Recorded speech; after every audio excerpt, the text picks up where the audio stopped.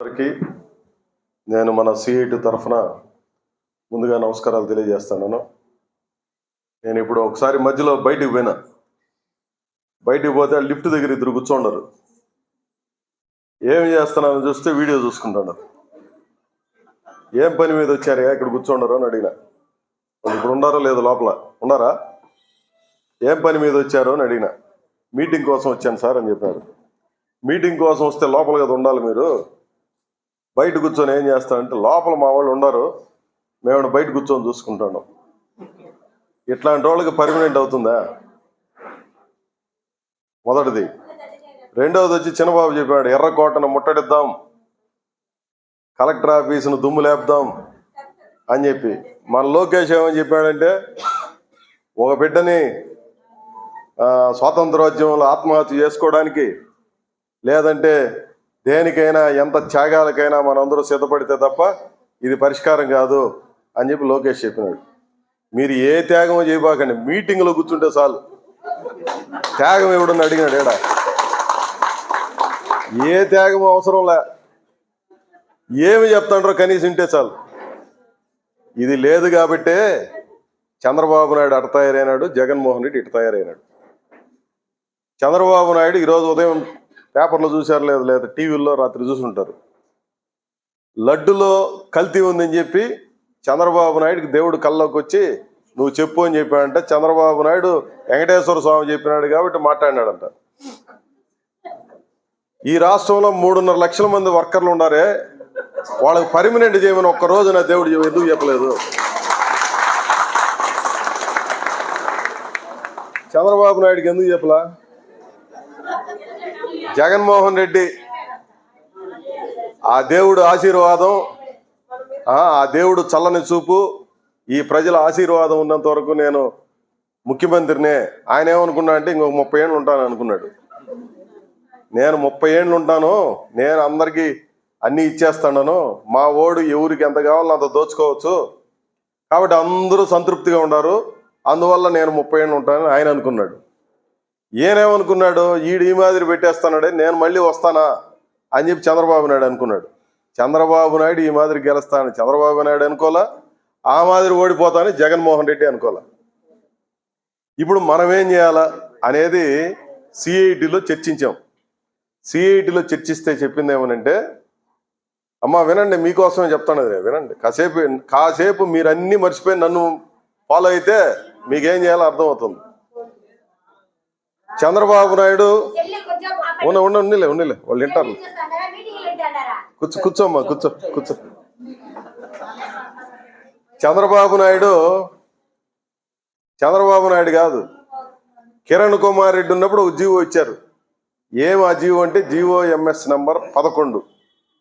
ఆ ప్రకారం 6,600 రూపాయలు జీతం ఇస్తే సరిపోతుంది. చదువు లేనటువంటి వాళ్ళకి, మామూలు పనులు చేసుకునే వాళ్ళకి అందరికీ 6,600 ఇస్తే చాలు అని చెప్పి ఆ రోజు నిర్ణయం చేశాడు. కిరణ్ కుమార్ రెడ్డి అయిపోయా, ఆ తర్వాత చంద్రబాబు నాయుడు వచ్చాడు, మళ్ళా జగన్మోహన్ రెడ్డి వచ్చాడు, మళ్ళీ చంద్రబాబు నాయుడు వచ్చాడు. అంటే దగ్గర 18 సంవత్సరాల కిందట ఇచ్చినటువంటి జీవోని ఈ రోజు దాకా దాన్ని ఏమి చేయాలని కూడా ఆలోచించాలి. 18 ఏళ్ల కిందట బియ్యం ధర ఎంత, 18 ఏళ్ల కిందట పప్పుల ధరలు ఎంత, 18 ఏళ్ల కిందట మన పరిస్థితి ఎట్టునుంది, 18 ఏళ్ల తర్వాత నీ జీతం ఎంత, నీ ఆదాయం ఎంత, నీ పరిస్థితి. ధరలేమో పెరిగిపోతాంటే దానికి ఎవడు అడ్డు ఆపేమిలే.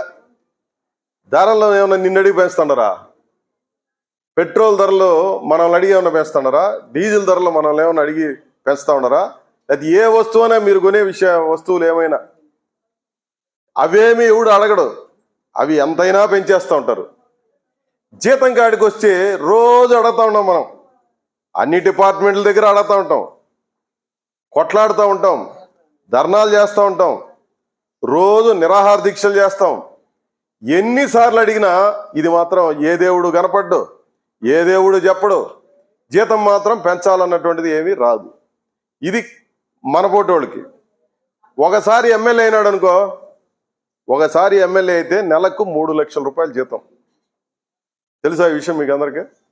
నెలకు 3 లక్షలు జీతం. ఒకసారి ఎమ్మెల్యే అయితే 5 ఏళ్ళు దాదాపు ఎన్ని 12/5 ఎంత 12/5 60 నెలలు 3 లక్షల లెక్కన జీతం తీసుకుంటే దగ్గర 2 కోట్లు 3 కోట్ల రూపాయల జీతం కిందనే తీసుకుంటారు వాళ్ళు.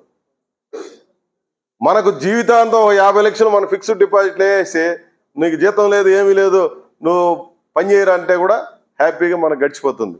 3 కోట్లు తీసుకుంటాడు వాడు 5 సంవత్సరాలకి. 5 సంవత్సరాలు 3 కోట్లు ఖర్చు పెట్టుకొని తినేసి ఇదేనేది కాకుండా ఊరు మీద పడి తిని మన బోటోళ్ళందరినీ ఏమార్చి తిని వెంకటేశ్వర స్వామిని కూడా ఏమార్చి తిని అందరినీ ఏమార్చి తిని పొట్టలు పెంచుకొని ఇండ్లకు పోతే మళ్ళా వాడు పాపం బాధలో ఉన్నాడని నెలకి 50,000 పెన్షన్ ఇస్తాడు వాడికి. ఎంత తిన్నోడికి మళ్ళా వాడు చచ్చేదాకా పెన్షను. వాడు చచ్చిపోయాడు అనుకో జబ్బులు వచ్చాయి, అయ్యో వాడు పెండ్లాం పెట్టబోతుంది పాపం చెట్టు కింద ఉంటుంది ఎమ్మెల్యే పెండ్లాం అని చెప్పి ఆమెకి 50,000 ఆమె చచ్చేదాకా ఆమెకి ఇస్తారు. ఒకసారి గెలిస్తే ఇట్లా 2 సార్లు గెలిచాడు అనుకో ఎమ్మెల్యే ఎవడన్నా 75,000 ఈ మాదిరి ఇస్తారు. నెలకు 75,000 ఇస్తారు. ఏమయ్యా మనం బతికినంతకాలం పనే చేస్తా ఉండదే. ఏ ఎమ్మెల్యే ఎంత కష్టపడుతున్నాడో మీరు చేసేంత పని ఏ ఎమ్మెల్యే అయినా కష్టపడితే వాడికి ఇచ్చేద్దాం నిజంగా కూడా అంత డబ్బులు. ఏ ఎమ్మెల్యే అయినా కష్టపడుతున్నాడా? పడవ లాంటి కార్లు ఒక్కొక్కడికి వాడికి ఇంట్లో వేసినే, కారులో వేసినే, రోడ్లో వేసినే, వాడు సల్లంగా వాడి జీవితం అంతా ఎలక్షన్ అప్పుడు తప్ప ఇంకెప్పుడన్నా కష్టపడతారు వాళ్ళు. ఇట్లాంటి వాళ్ళకేమో ఆ మాదిరి ఖర్చు పెట్టేస్తారు. మన పోటీ వాళ్ళకేమో రోజు జీతం వీరు లేదంటే రకరకాల ఇబ్బందులు పెడతారు. ఆడొచ్చి సూపర్వైజర్తో ఇబ్బంది, మేనేజర్తో ఇబ్బంది, సెక్యూరిటీ వాడితో ఇబ్బంది, ప్రిన్సిపాల్తో ఇబ్బంది, అందరికీ అన్ని చోట్ల ఇబ్బందులే. మళ్ళీ ఇది కాకుండా మళ్ళీ పర్మనెంట్ ఉద్యోగులతో వేరే ఇబ్బంది. వాళ్ళు ఏమనుకుంటారు పర్మనెంట్ ఉద్యోగులంతా ఈ కాంట్రాక్ట్ వాళ్ళు అవుట్ సోర్సింగ్ వాళ్ళు వీళ్ళకందరికీ రెడ్ బ్లడ్ ఉంది మాకు మాత్రం బ్లూ బ్లడ్ అనుకుంటారు. కోస్తే కానీ తెలియదు వాడికి మనకు ఉండేది ఏందని.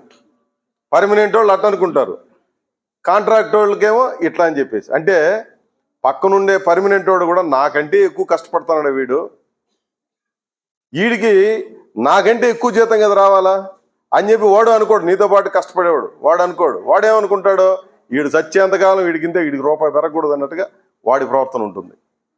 ఇట్లాంటి బాధలు రోజు చూస్తూ ఉంటాం మేము. వీటికి పరిష్కారం ఏమని చెప్పి సుప్రీంకోర్టుకు పోయినారు మనోళ్ళు. సుప్రీంకోర్టుకు పోతే సుప్రీంకోర్టు ఏమని చెప్పిందంటే పనిచేసేవాడికి పర్మనెంట్ కాంట్రాక్టు అనే తేడా లేకుండా అందరికీ ఒకే రకమైన జీతం ఉండాలని చెప్పింది. జీతం ఎట్ట నిర్ణయించాలా అని చెప్తే ఈరోజు నీకు జీతం ఒక నెలకి ఎంత ఉండాలని చెప్పి నిర్ణయించేది ఎట్లా, దాని సిస్టమ్ ఏంటంటే రేపు నువ్వు పని చేయడానికి ఈరోజు ఎంత తినాలా అనేది ఒక లెక్క కట్టినారు. 2400 క్యాలరీల ఆహారం తింటేనే ఈరోజు చేసిన పని రేపు నువ్వు చేయగలవు. 2400 క్యాలరీల ఆహారం పెద్దోళ్ళకి, పిల్లకాయలకి 1800 క్యాలరీల ఆహారం తీసుకోవాలి. పెద్దోళ్ళు ఇద్దరు ఇటు తినాలా, పిల్లకాయలు ఇట్లా తింటే నలుగురికి సంబంధించి. ఇంకా ముసలోళ్ళు ఎవరున్నా ఉన్నారనుకో మీ మీద ఆధారపడి వాళ్ళకు కూడా ఒక 2000 క్యాలరీల లెక్కన వాళ్ళు ఆహారం తీసుకో. ఒక 6 మంది ఒక కుటుంబం అనుకుంటే ఎంత జీతం ఇవ్వాలా అని చెప్పి 10 సంవత్సరాల కిందట సుప్రీంకోర్టు 26,000 రూపాయలు ఇవ్వాలని చెప్పి నిర్ణయం చేసింది. ఈరోజు 2014లోనో 11లోనో నిర్ణయం చేస్తే 2024లో ఈ రోజు దాకా 26,000 ఎవరికైనా వస్తుందా? ఏమో అగ్రికల్చర్ కాలేజీలో వాళ్ళకి ఎవరికైనా వస్తుంది 26,000? 7,000 కూడా రాదని చెప్తాను. 4 నెలలు అయింది ఆ జీతం ఇచ్చి. మీ ప్రిన్సిపాల్కి 4 నెలలు జీతం ఇవ్వకపోతే ఉంటాడా? లేదా మీ మేనేజర్లు ఉంటారా? ఎవడు ఉండడు. అందుకని కూలోడికి మగబిడ్డ ఎందుకు ఒక సామెత ఉంది కదా, కూలోళ్ళకు కూడా ఎందుకు మగబిడ్డ అని ఒక సామెత ఉంది. కాంట్రాక్ట్ వర్కర్లు కూడా ఎందుకు ఈ రకమైనటువంటి కోరికలు. ఇప్పుడు మన వాళ్ళు ఇక్కడ ఉన్నటువంటి వాళ్ళందరూ కూడా రకరకాలుగా ఇట్లా పనిచేసేవాళ్ళు. ఎలక్ట్రిసిటీ తరఫున కుమార్ మాట్లాడుతా చెప్పినాడు. ఇక్కడ ఆరోగ్యదాసు ఉన్నాడు. వీళ్ళందరూ కూడా ఆరోగ్యదాసు ఎలక్ట్రిసిటీ డిపార్ట్మెంట్లో వాళ్ళు బరువులు మోసే పని చేసేది. వాళ్ళంతా కూడా బరువులు మోసే వాళ్ళు 40 ఏళ్ళకు వచ్చేటప్పటికి వాళ్ళ ఎముకలు ఎందుకు పనికి రాకుండా అయిపోతాయి. 40-50 ఏళ్ళు వచ్చేటప్పటికి ఎముకలు పనికి రాకుండా పోతాయి. హమాలి పని, బరువులు మోసే పని చేస్తారు కాబట్టి. అట్లాంటి వాళ్ళకి కనీసం వైద్యం చేసుకోవడానికి కూడా సహాయం చేసే పరిస్థితిలే. అట్టని చెప్పి ఏమన్నా వాళ్ళ ఆదాయం తక్కువ అంటే ఆదాయం తక్కువ కాదు, లక్షల కోట్ల ఆదాయం ఉంది. 1,15,000 కోట్లు ఒక్క ఎలక్ట్రిసిటీ డిపార్ట్మెంట్లోనే అప్పు చేశారు. ఎవరి కోసం చేశారు? ఇదంతా కుమార్ కోసం, ఆరోగ్యదాస్ కోసమా అని చెప్పి మనం లెక్కలు తీసుకుంటే అదానీ కోసం చేసుంటారు, అంబానీల కోసం అప్పులు తప్ప మనలాంటి వాళ్ళ కోసం కాదు. ఈరోజు 5 లక్షల కోట్ల అప్పు ఉంది. చంద్రబాబు నాయుడు 14 లక్షల కోట్ల అప్పు ఉంది అని అంటాడు. 5 లక్షల 14 లక్షల సంవత్సరానికి మన బడ్జెట్ ఎంత అంటే ఈరోజు 4 లక్షల కోట్లు దగ్గర. రాష్ట్రం విడిపోయినప్పుడు ఎంత మన ఆదాయం అంటే ఆ రాష్ట్రము ఈ రాష్ట్రము రెండు కలిపిన 1,25,000 కోట్లే ఆ రోజు ఆదాయం. ఇప్పుడు రెండుగా విడిపోయిన తర్వాత ఆ రాష్ట్రానికి ఈ రాష్ట్రానికి ఎంత ఆదాయం అంటే 8 లక్షల కోట్లు. రాష్ట్రం విడిపోయింది మొన్నే కదా, అంతా 10 ఏళ్ళే కదా అయింది. ఆ 5 ఏళ్ళు ఈ 5 ఏళ్ళు 10 ఏళ్ళు, ఇప్పుడు మళ్ళా ఇది 11వ సంవత్సరం జరుగుతూ ఉంది. అంటే 10 ఏళ్ల కిందటేమో 1.5 లక్షల కోట్ల ఆదాయం ఉంది. ఇప్పుడు 10 ఏళ్ల తర్వాత 8 లక్షల కోట్ల ఆదాయం అయింది. నీ జీతం ఎంత పెరిగింది? నేను చిన్నప్పుడు మా నాయన వెటనరీ కాలేజీలో పనిచేసేవాడు, పర్మనెంట్ ఉద్యోగస్తుడే మా నాయన కొంతమందిని ఉద్యోగాల్లో పెట్టిస్తే చిన్నప్పుడు నేను అనుకునేవాడిని ఎన్ఎంఆర్ అంటే నామినల్ మాస్టర్ రోల్ ఇంగ్లీష్లో, అంటే తాత్కాలికంగా పని అనేది దాని అర్థం, తాత్కాలికంగా పెట్టినటువంటి పని. వాళ్ళు అనేవాళ్ళు 180 రోజులు అటెండెన్స్ అయిపోతే 180 రోజులు అటెండెన్స్ అయిపోతే పర్మనెంట్ అయిపోతుంది అని చెప్పి. నాకు అర్థమయ్యేది అప్పుడు 180 రోజులు అని అంటే వీళ్ళు ఏం చేస్తారంటే కంటిన్యూగా 90 రోజులు పనిలో పెట్టుకుంటారు, మళ్ళీ తీసేసి మళ్ళా పనిలో పెట్టుకుంటారు అన్నమాట. ఇట్లాంటి స్ట్రాటజీ ఉండేది.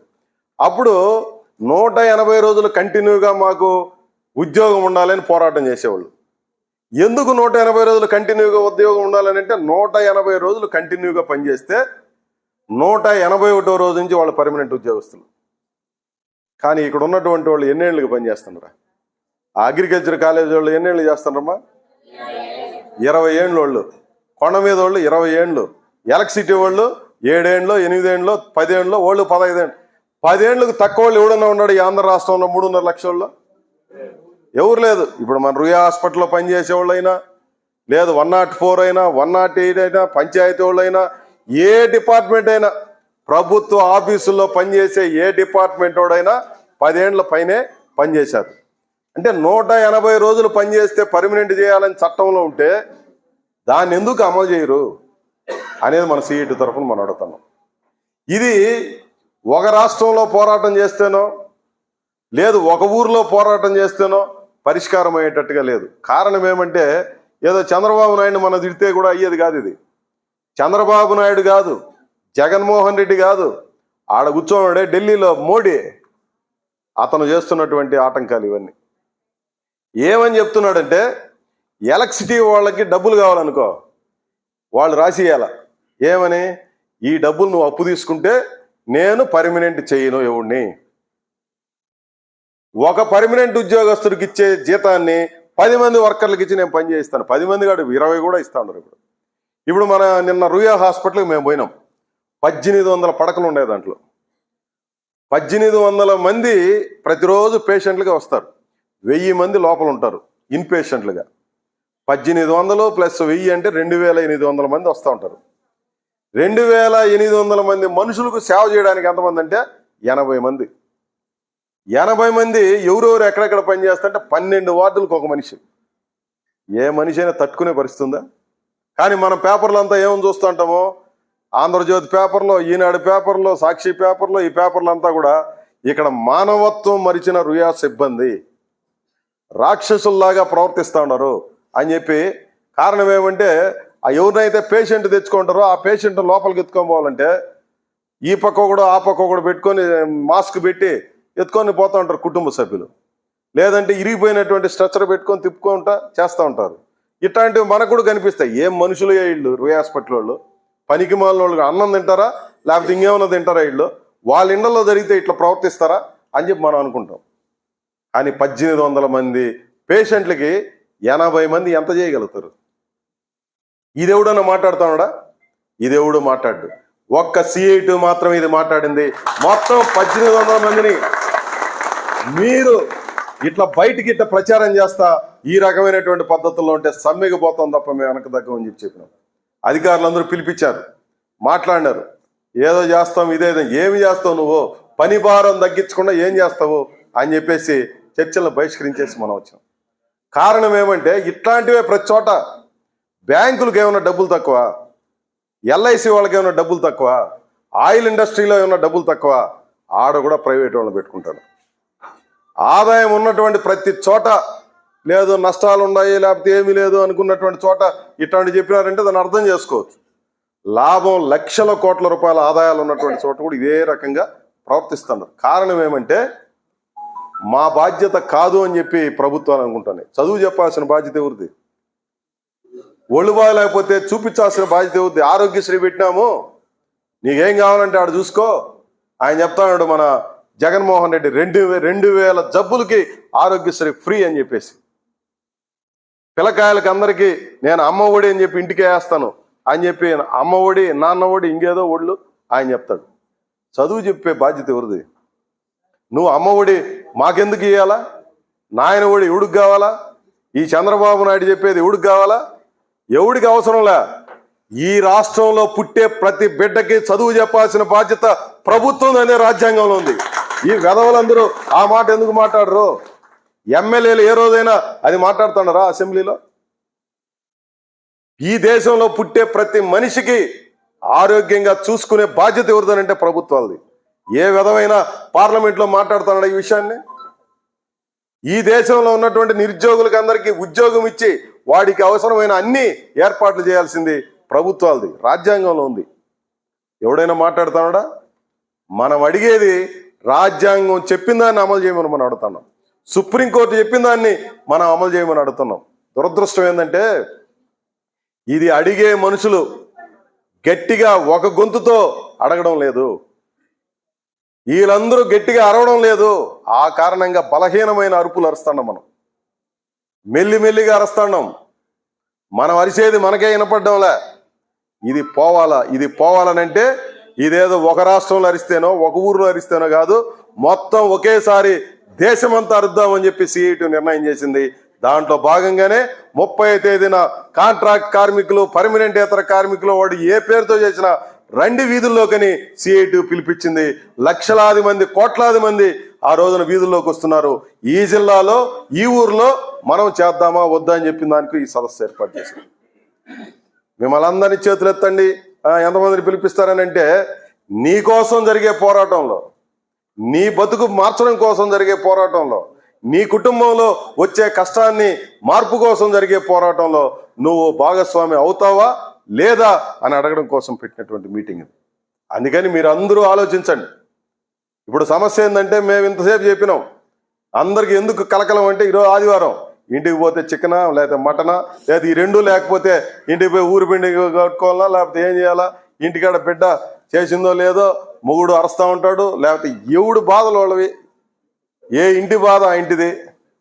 మేమేమో ఇక్కడ కూర్చొని అది చేద్దాం, ఇది చేద్దాం, ఈ పోరాటం, ఆ పోరాటం. నేను మాట్లాడి తీసుకున్నారు కదా, నేను మీటింగ్ మాట్లాడేది వదిలేసి ఎట్టొచ్చేదమ్మా. ఎవరెవరు ఏ ఇంటి పోరాటం ఆ ఇంటి సమస్య, ఏ ఇంటికి సంబంధించిన ఆకలి ఆ ఇంటి బాధ. కాబట్టి మీరందరూ ఆలోచించండి. ఈడ కూర్చొని మేము చెప్పడం తేలిక. ఎందుకనంటే ఇప్పుడు ఈ పోరాటం చేయండి, నేను అందుకనే చెప్పేది చంద్రబాబు ఎర్రకోట ముట్టడి చేద్దామని. ఈ కోటను ముట్టడి చేయండి, ఫస్ట్ ఏడు కూర్చోండి. ఏడొచ్చి కూర్చొని అందరూ నింపి. ఇప్పుడు చూడు ఎంతమంది వచ్చారో స్టార్టింగ్. నేను తప్పు పట్టడం లేదు, ఉండేవాళ్ళైనా మీరైనా సీరియస్గా తీసుకోండి. సీరియస్గా తీసుకోవడం అని అంటే ప్రభుత్వాలు మన గురించి ఆలోచించాలి. మనము తప్ప ఇంకొకటి కనపడకూడదు చంద్రబాబు నాయుడికి. వాళ్ళు క్యాబినెట్ మీటింగ్ పెట్టుకుంటే కాంట్రాక్ట్ కార్మికులకి, పర్మనెంట్ వాళ్ళకి, పర్మనెంట్ ఏతర కార్మికులకి ఏదో ఒకటి చేయకపోతే ఏమవుతుందిరా రాష్ట్రం అని అనుకోవాలి. ఆ పరిస్థితి రావాలా. అందుకోసం మన పోరాటం చేయాలి. ప్రతిపక్షంలో ఉండేవాడికి, అధికార పక్షంలో ఉండేవాడికి ప్రతి ఒక్కడు పరిష్కరించాల్సింది ముందు వీళ్ళ గురించి. కష్టం చేసేది వాళ్ళు, ఆదాయాలు మింగేసేది మనమా అని చెప్పి రావాలి. చర్చ జరగాలి. నేను చెప్పినట్టుగా ఎమ్మెల్యేలకు ఒక న్యాయం, ఎంపీలకు ఒక న్యాయం, కాంట్రాక్ట్ కార్మికుడికి ఇంకో న్యాయం. మనం తినేది అన్నం కదా, వాళ్ళేనా తినేది అన్నం? మన బిడ్డలు చదువుకోవాల్సిన అవసరం లేదా? మన ఇంట్లో ఉండేవాళ్ళు ఆరోగ్యంగా ఉండాల్సిన అవసరం లేదా? మన కుటుంబాలు బాగా ప్రశాంతంగా నిద్రపోవాల్సిన అవసరం లేదా? నీ కోసం ఎదురు చూసే మనుషులు నీ ఇంట్లో ఉన్నారు. నువ్వు ఎప్పుడు వస్తావా, ఏం తెస్తావా, ఏమి పెడతావా, ఏమి తినాలా అని చెప్పి ఎదురు చూసే మనుషులు ఉన్నారు. ఒక్క ఇంట్లో ఒకరు పని చేస్తే బతికే పరిస్థితి ఉందా ఈ రోజున? కుటుంబంలో ఉన్నటువంటి అందరూ పని చేయాల్సిన పరిస్థితి వచ్చింది. ఒక 40-50 ఏళ్ల కిందట ఇంటి యజమాని డ్యూటీకి పోయేవాడు. 150 రూపాయలు 160 రూపాయలు జీతం తెస్తే ఆ ఇల్లు ఆ నెలంతా హాయిగా గడిచిపోయేది. ఈరోజు 10,000, 20,000, 30,000 జీతాలు అంటాడు. 1,00,000 కూడా, 1,00,000, 2 లక్షలు తీసుకున్నాడు.